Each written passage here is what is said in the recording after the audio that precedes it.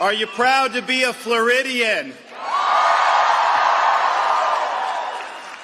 Would you have rather have lived during COVID under Cuomo in New York? Are you glad that we in Florida stood up to people like Dr. Fauci? And are you proud that we are the free state of Florida? It's so great to be back. This is such a wonderful convention. I agree. I don't think anybody does it better anywhere in the country. And part of it is because the state of Florida has really embraced the importance of education and the fundamental role that parents play in the education of their own children. And we can sit here and we'll talk about a lot of those issues that go into that. But what we have done in Florida is produce irrefutable results that our approach works. Florida was just ranked #1 in education by U.S. News and World Report when the nation's report card reported the first post-COVID test scores, the only thing all 50 states do. Florida came in 3rd and 4th, respectively, in 4th grade reading and 4th grade math. We ranked #1 in education freedom. We ranked #1 in parental involvement in education. And we ranked #1 in higher education affordability. No tuition increases at our state universities in a decade, and we're going to keep it that way. And part of the reason we were able to do that is because while we embrace homeschool parents and provide more support than any state, we also understand that's not something every parent can do. And when it came time to make decisions during COVID, we had to make decisions about, do you follow the crowd? Do you abdicate your office to somebody like Dr. Fauci? Or do you stand up to do what's right and make sure kids could be in school?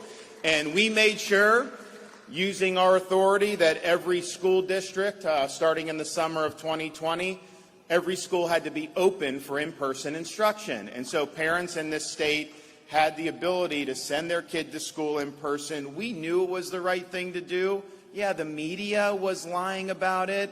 The left was lying about it. Even some Republicans were very weak on it. But we did the right thing. And now nobody wants to admit that they wanted to lock kids out of school for a year and a half, because you've seen the results. From 2020 to 2022, people have just totally vanished from some of these urban school districts across the country. Chicago, 25,000 fewer students than in 2020. Los Angeles, 43,000 fewer students than in 2020. New York, 50,000 fewer students than in 2020. In Florida, our school enrollment is up and our homeschool numbers are up.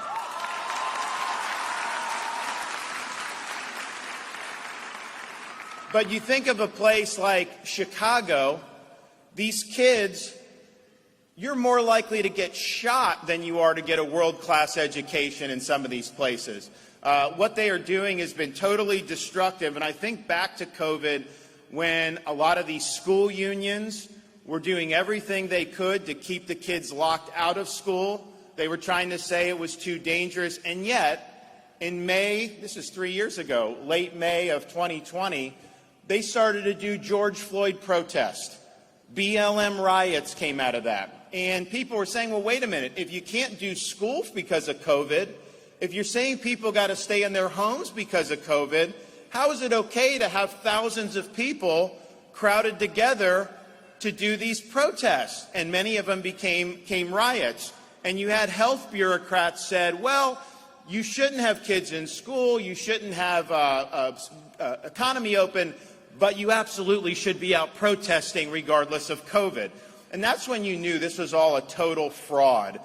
They were using political ideology, and they were trying to control your behavior. They wanted to lock the kids out of school, not because it was too dangerous to have the kids in school, because they didn't want to have kids in school. And so we showed, and we really blew up that entire narrative in the state of Florida by standing against it. Obviously, when you saw the rioting going on in Minneapolis, I didn't just sit there and do nothing. I called out our National Guard. We were not going to let Florida cities burn down, and that did not happen here, and it will never happen here.